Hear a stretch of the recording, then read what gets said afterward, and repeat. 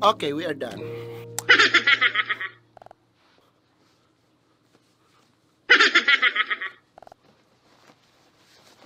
Okay, as of now, mayo pa ko nahihiling. Darahon ko muna sa laboratory ini yung sa imong sample para maraman ta kung ano talaga ang findings mo.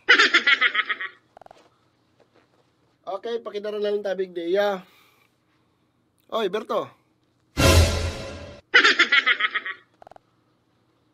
Ay, good morning po, Doc. Ano, kamusta? Okay na siya na to dyan?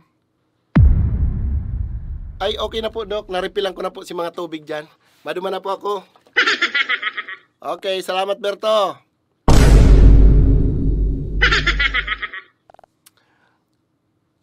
Yes? Ano tabing may tatabang ko sa imo, sir? Bakuton, doktor? Oh, si Berto? No, para refill siya ng tubig digdi. Ako ang doktor. Dr. Martinez nga pala.